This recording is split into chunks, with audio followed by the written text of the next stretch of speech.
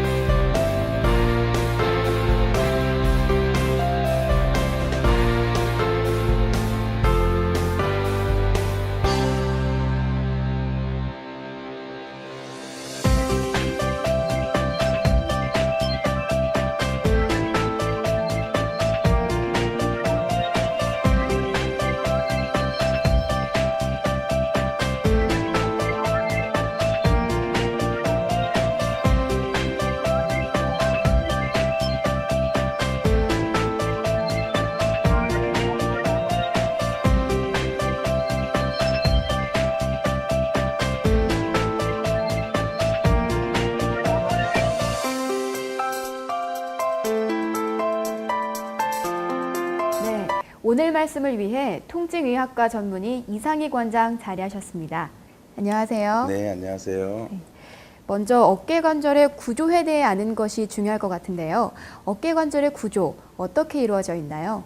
네, 어깨관절이라 하면 흔히 상완골두와 관절로 이루어진 견갑상완골절을 말하지만 실제로 어깨는 견갑상완관절과 견흉관절, 견쇄관절, 그리고 흉쇄관절 등으로 이루어져 있습니다.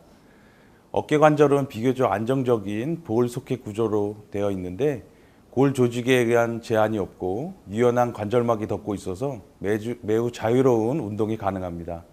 하지만 어깨관절을 이루는 상완골두와 견갑골의 관절화가 맞닿는 부분이 좁기 때문에 이런 점을 보완하기 위해 여러 가지 근육과 인대가 어깨관절을 둘러싸고 있습니다.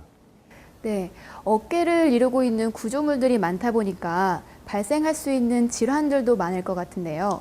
실제로 어깨 통증을 호소하시는 분들이 많이 오시나요?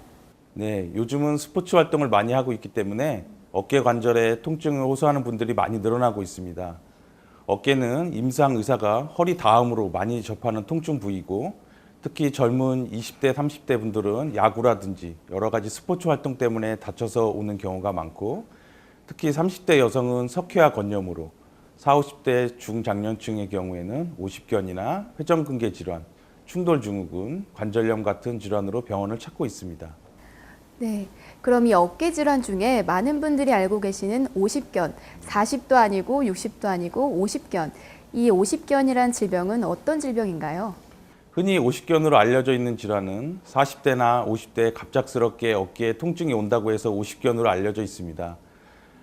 그런데 오십견은 크게 1차성과 2차성 두 가지로 나눌 수 있는데요. 특별한 원인 없이 어깨가 아프면서 어깨 관절 운동이 저하가 되고 움직이기 힘들어지는 경우가 있는데 이런 것을 2차성이라고 하고 둘째로 다른 이유에 의해서 2차적으로 오십견이 생기는 경우입니다. 예전에 어깨 주위에 골절이 있었다든지 목 디스크, 어깨에 주변 근육의 만성 근막 통증 증후 같은 질병으로 2차적으로 어깨를 쓰지 않고 움직이지 않아서 어깨가 굳어 생기는 2차성 오십견으로 나눌 수 있습니다. 네, 이렇게 통증을 유발하는 오십견의 원인은 무엇인가요? 네, 환자분들이 다치거나 무리하게 사용한 적도 없는데 왜 아픈 건지 많이 물으시는데요. 확실한 원인은 없습니다. 흔하게는 어깨를 무리하게 사용하거나 혹은 특별한 원인 없이 어깨를 싸고 있는 관절낭이나 근육에 만성적인 염증이 원인이 됩니다. 염증이 생기는 원인은 확실히는 모르지만 주로 우리가 알고 있는 흔한 만성 질환들, 예를 들면 당뇨병이라든지 갑상선 질환, 류마티스 질환을 가신 분들은 오십견이 생길 확률이 일반인들에 비해 5배 정도 높습니다. 그리고 어깨를 다쳤다든가 어깨 주변부를 수술하고 오랫동안 고정한 사람들은 2차적으로 오십견이 생길 확률이 높습니다. 네, 목이 뻣뻣해서 병원을 찾았는데 오십견을 진단받았다는 분들도 계시더라고요. 네, 어떤 증상이 나타났을 때 오십견 질환을 의심할 수 있는 건지 궁금합니다. 제일 중요한 것은 통증입니다. 통증이 생기면서 어깨를 움직이기 어렵게 되고 일상적인 생활에서는 어깨를 위로 올리거나 차를 운전하려고 안전벨트를 맬 때 통증을 느끼는 등 관절을 운동할 때 제한이 생기게 됩니다. 또 특별한 이유 없이 야간통이라고 해서 밤에 어깨 통증이 심해질 때 오십견을 의심해 볼 수 있습니다. 네, 앞서 설명해 주셨듯이 오십견은 진단이 정말 중요할 것 같은데요. 병원을 방문했을 때 진단은 어떻게 이루어지나요? 오십견이라는 것은 잠정적인 진단명입니다. 그렇기 때문에 오십견의 증상은 똑같을 수 있지만 원인이 되는 다른 질환이 있는지 찾아보는 것이 병원에서 할 일입니다. 그렇게 하기 위해서는 환자분이 얼마만큼 어느 방향으로 운동 제한이 있는지 알아보는 것이 중요하고요. 어떤 약을 복용하고 있는지, 예전에 다친 적이 있는지, 원인이 될 수 있는 질환을 알아보고 있습니다. 또한 엑스레이 검사를 통해 어깨에 관절염이 있는지, 석회성 건염이 있는지, 이전에 다친 경력이 있다면 초음파나 MRI 검사를 통해서 인대 손상 유무를 같이 알아보고 있습니다. 네, 이렇게 진단이 이루어지고 난 다음에는 어떻게 치료하느냐가 또 중요한 것 같은데요. 병원에서는 어떤 치료 방법을 사용하고 계시나요? 오십견은 다행히 수술을 하지 않아도 약물이나 물리치료로 좋아질 수 있는 질병입니다. 심하지 않은 경우에는 병이 있는 부위의 신경이 조직과 엉겨 있는 부위를 풀어주는 시술만으로도 충분하며 또한 약물치료나 물리치료만으로 치료 효과가 좋은 것으로 알려져 있습니다. 그렇지만 이러한 약물치료나 물리치료로도 빨리 낫지는 않습니다. 보통 오십견이 진단되고 약물치료와 물리치료를 하더라도 6개월에서 1년 정도 통증이 지속되는 경우가 많고 따라서 환자 스스로도 관절 운동을 꾸준히 하셔야 합니다. 네. 앞서 회전근개 질환으로 이제 환자분들이 찾는 경우도 많다고 하셨는데요. 회전근개 질환, 좀 생소한데 어떤 질환인가요? 회전근개는 어깨를 움직이는 근육이라고 생각하시면 됩니다. 특히 어깨를 들어 올리고 회전시키고 이럴 때 사용되는 근육으로 어깨 관절 속에 들어있는 중요한 4가지 근육입니다. 이 근육에 질병이 생기고 때로는 파열이 돼서 통증이 발생하는 질환을 통틀어서 회전근개 질환이라고 합니다. 네, 그럼 이 회전근개 질환 어떤 증상이 나타나나요? 회전근개 질환이 발생한 경우 심한 통증을 느끼게 됩니다. 그 증상은 오십견과 유사한데 팔을 들어 올리거나 뒤로 젖히기가 힘들고 밤에 많이 아프고 특히 이제 무거운 물건을 들거나 야구공을 던지는 등 어깨에 무리를 줄 수 있는 운동 후에 갑작스럽게 증상이 발생하는 경우가 많습니다. 네, 말씀을 들어보니 통증이 거의 유사해서 오십견인지 회전근개 질환인지 일반인들이 구분하기가 쉽지 않을 것 같은데요. 네, 그래서 병원 진단이 중요합니다. 앞서 설명드렸듯이 오십견처럼 수술을 요하지 않고서도 적절한 약물 치료나 물리 치료로 치료가 되는 수도 있지만 회전근개 질환 같은 경우 파열이 있다면 수술적 치료를 하지 않고서 자연적으로 치유가 되는 경우는 없습니다. 그래서 어깨 통증을 무조건 오십견이라고 생각하고 자가 치료를 하신다든가 무조건 약물 치료나 물리 치료로 좋아지겠거니 해서는 안 되겠습니다. 회전근개 같은 경우에는 진단이 중요한데 파열이 있고 근력 소실이 있다면 수술적 치료에 의존하는 경우가 대부분입니다. 네, 회전근개 질환, 이 치료법에는 어떤 것들이 있나요? 근육이 완전 파열되었다면 수술적 치료가 우선입니다. 특히나 근력 소실을 동반한 젊은 환자인 경우에 그렇고요. 하지만 나이가 많거나 부분 파열이거나 일상생활하는데 무리가 없다면 꼭 수술을 하지 않아도 됩니다. 비수술적 치료로 통증을 감소시키고 근력 강화 운동을 진행할 수도 있습니다. 비수술적 치료로는 프롤로 치료가 있는데 프롤로 치료는 통증 부위에 약물을 주사하여 손상된 부위의 염증을 감소시키고 통증을 경감시키는 데 효과가 있습니다. 네, 그렇군요. 원장님께서 석회화 건염으로 많은 분들이 찾아오신다고 하는데 이 석회화 건염은 어떤 증상을 보이나요? 석회화 건염은 어깨에 연결된 인대에 석회가 침착돼서 통증을 유발하는 질환인데 석회화 건염도 증상은 오십견이나 회전근개 파열과 유사합니다. 특징이 있다면 석회화 건염은 조금 이른 나이, 30대 주로 여성분들에게서 많이 생기고 통증의 양상도 급성으로 갑자기 밤에 화끈거리는 타는 듯한 통증이 갑자기 찾아옵니다. 특별히 외상력도 없고 어깨가 아팠던 경력도 없음에도 갑작스럽게 통증이 찾아올 때는 석회화 건염을 의심해 볼 수 있습니다. 네, 석회화 건염에 대해서 말씀해 주셨는데요. 원인이 무엇인지 좀 궁금합니다. 석회화 건염이 가장 호발하는 부위는 극상근이라는 어깨를 들어올리는 힘줄입니다. 어깨를 들어올리는 이 힘줄에 퇴행성 변화를 겪는다든지 혈류 공급 감소로 힘줄에 석회가 생겨서 발생하는 질환입니다. 네, 석회화 건염.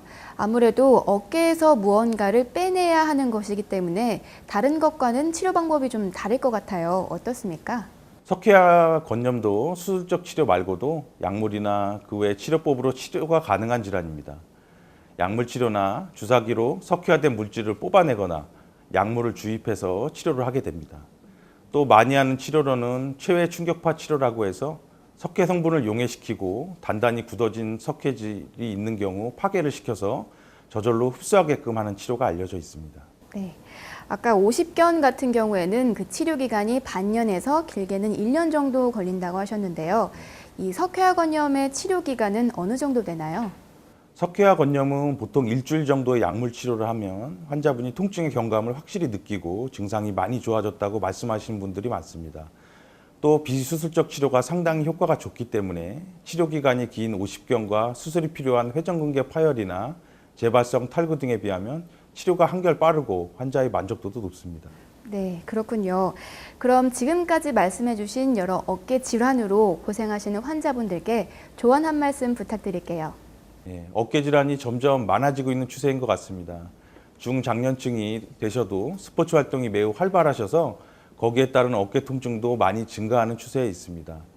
지금까지 말씀드린 대로 어깨 질환에도 여러 가지 종류가 있고 치료에 있어서도 다양하기 때문에 혼자서 고민하지 마시고 병원에 오셔서 정확한 진단을 받으시고 적절한 치료를 받으시면 어깨 통증에서 해방되실 수 있으리라 생각합니다. 네, 오늘은 통증의학과 전문의 이상익 원장과 함께 어깨 질환의 원인과 치료법에 대해서 알아봤습니다. 고맙습니다. 감사합니다.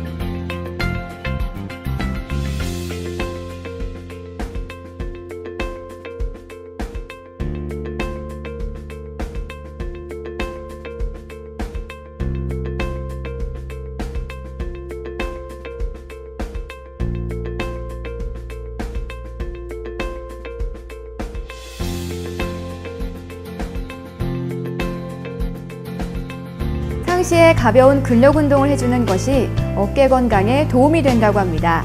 다음에 하고 차일피일 미루지 마시고 건강한 삶을 위해서 지금 바로 시작해보는 것은 어떨까요? 그럼 저는 다음 시간에 뵙겠습니다. 안녕히 계십시오.